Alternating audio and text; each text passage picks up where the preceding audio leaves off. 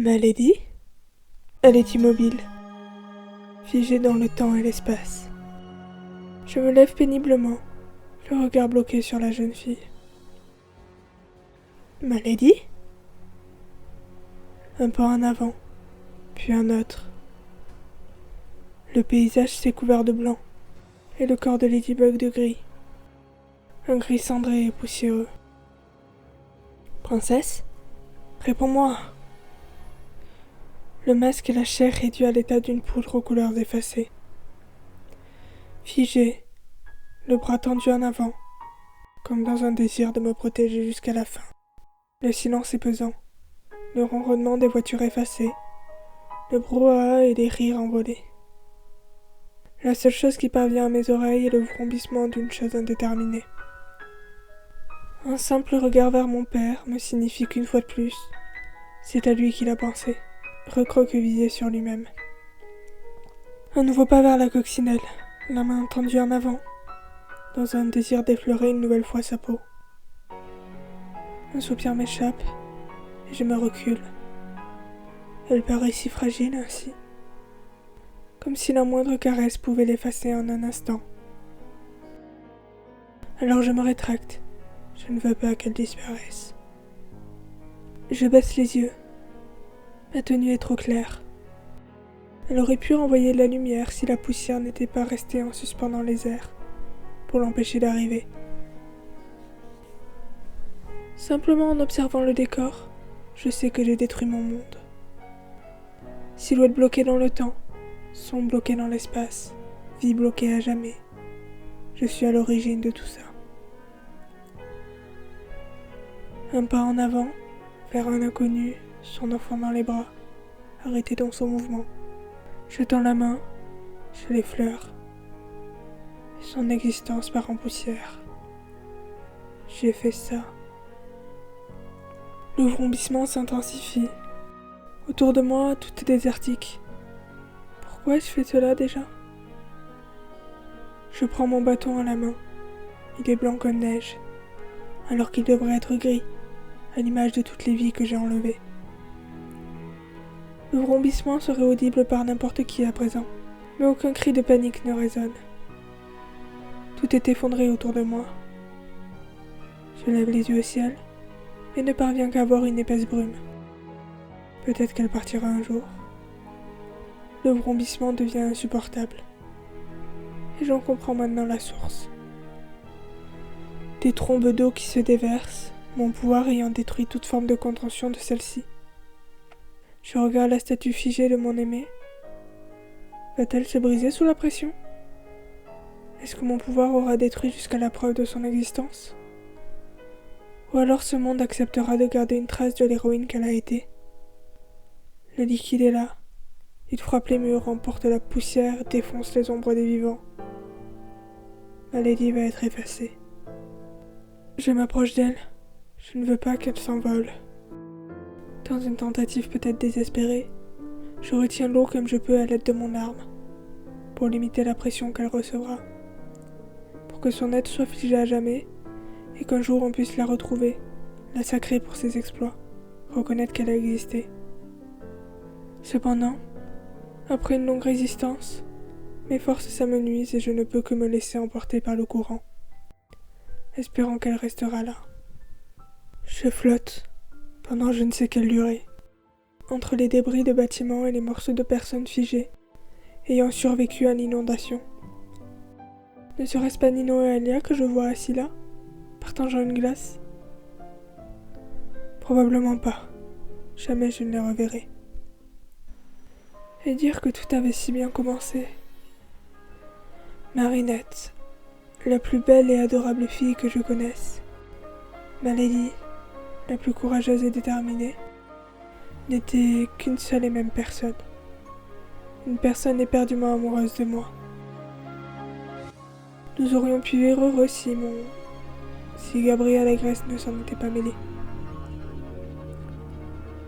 Enfin, le temps n'est pas au passé. Mais s'il n'est pas au souvenir, alors à quoi puis-je le dédier? Des transformations. Je murmure cela, sans trop d'attente, dans l'espoir de pouvoir entendre une voix amicale, celle de Plagg. Mais c'est vain. Après tout, je ne suis pas chat noir.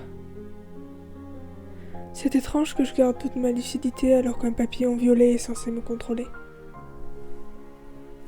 Le temps passe. Et je passe et repasse par des lieux que j'ai connus mais qui sont méconnaissables. Le temps file, mais à quelle vitesse? Sans jour ni nuit pour me repérer, je n'ai que la pénombre constante pour essayer de connaître la date. Je n'ai pas faim, ni soif. Ma lady me manque un peu plus chaque jour. Marinette, ma princesse. J'ai envie de la revoir. Je saute à l'eau, mon bâton pour respirer et mes yeux qui piquent. La vision brouillée par les cendres restées en suspension dans les lacs improvisés. J'arrive à voir sa silhouette au loin. Elle n'a pas bougé, mais comment aurait-elle pu? Le papillon est à côté. Sa statue a été conservée également. Je m'en approche, la main tendue.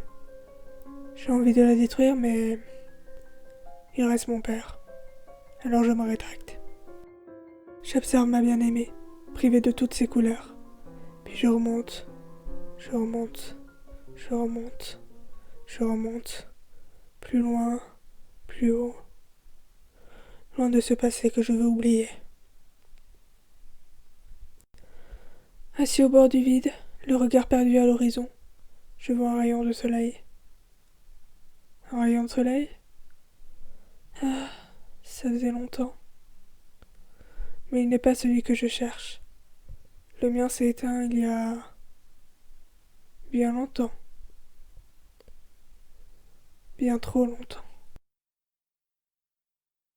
Je n'avais pas vu que mes yeux étaient bleus. Pas d'un bleu profond et chaleureux comme ceux de ma lady, mais plutôt glacial. Dois-je devenir comme eux? Un petit chat sur un toit se languit sans sa lady. 2352 fois. C'est le nombre de fois que j'ai chanté cette chanson depuis qu'elle est le seul son que je peux entendre. Cela reste moins que le nombre de fois que j'avais relancé le temps pour sauver ma lady. En vain. Même les animaux ne sont plus là. Mais je vois des insectes qui se promènent par-ci par-là. Un petit chat sur un toit se languit sans sa lady. Chat? Cette voix. Est-ce mes oreilles qui me jouent des tours? Chaton? Je me tourne. Je la vois. Belle comme au premier jour. Elle me sourit. Elle brille. Je souris. Je me lève. Je m'approche. Ma lady? Un pas en avant. La main tendue en avant. Dans un désir d'effleurer une nouvelle fois sa peau. Et comme si elle avait été la statue sous-marine. Elle s'évapore. 4 fois. Cela fait 4 fois que je la vois, sans qu'elle ne soit véritablement là. Je me demande à quel point j'ai détruit le monde. Jusqu'où mon pouvoir a-t-il fait effet? Je vois les étoiles. Je ne les avais vues que rarement à cause de la lumière, et maintenant à cause de la poussière. C'est beau. J'aimerais que ma lady soit là pour les voir. Je vois à nouveau la lune. Je l'ai brisée en deux. La lune est brisée. Est-ce que mon esprit l'est aussi? J'ai vu ma lady une 5e fois aujourd'hui. J'entends des voix derrière moi. Des illusions encore une fois? Un petit chat sur un toit se languit sans sa lady. Chat noir? Chat noir! Je me retourne. Voilà la voix de ma Lady. Elle est revenue une nouvelle fois. Peut-être que cette fois c'est la bonne. Ma Lady? Je croyais t'avoir perdu. Comme j'étais chagrinée que tu ne sois plus là. Elle recule. Elle a peur de moi. Mais qu'est-ce qui t'est arrivé? Non, surtout, ne me dis rien. Elle ne veut pas que je lui parle. Mais pourquoi? Qu'est-ce que j'ai fait de mal? On va tout réparer.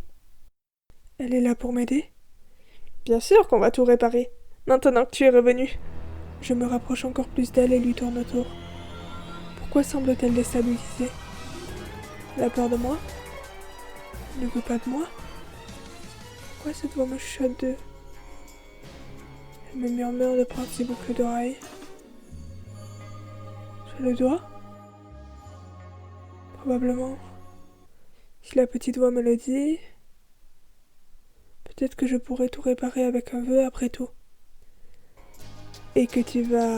me donner ton miraculous! Je lui agrippe les oreilles, et elle crie. Mais pourquoi? Je vais tout réparer? On sera heureux? Tant elle me donne un coup pour que je recule. Mon miraculous? Qu'est-ce qui te prend, chat noir? Peut-être que je lui ai juste fait peur.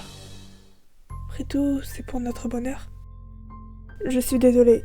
Je ne voulais pas me montrer malpoli. Donne-moi ton miraculous. S'il te plaît, ma Lady. Chat Blanc a fait quelques petites bêtises. C'est vrai que je ne suis pas chat noir. Je suis chat blanc. Tu as été akumatisé, chat noir. Au fond, tu ne veux pas mon miraculous. Tu as besoin que je te libère du mal. Est-ce qu'elle me dit la vérité? Ma Lady ne m'a jamais menti, mais... La petite voix me dit que j'en ai besoin. Du miraculous. Laisse-moi te venir en aide. Elle a l'air... tellement sincère.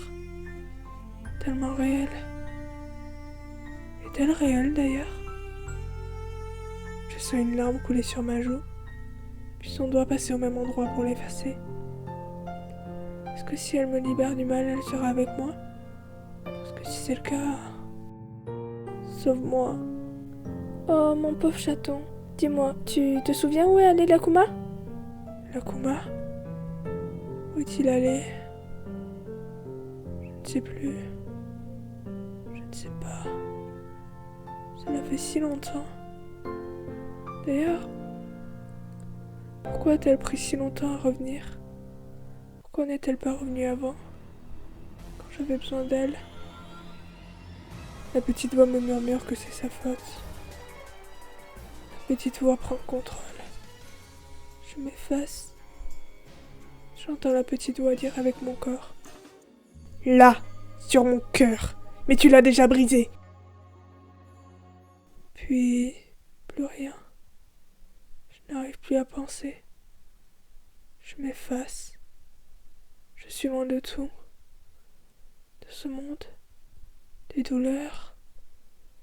Et de ma solitude. Et voici la fin de cet OS, j'espère qu'il vous aura plu. Je remercie grandement Aletheia qui s'est donnée à fond pour les illustrations et la miniature. La prochaine audiofiction sera probablement non illustrée et c'est tout ce que j'ai à dire. Bon, n'hésitez pas à laisser votre avis en commentaire et puis bye bye.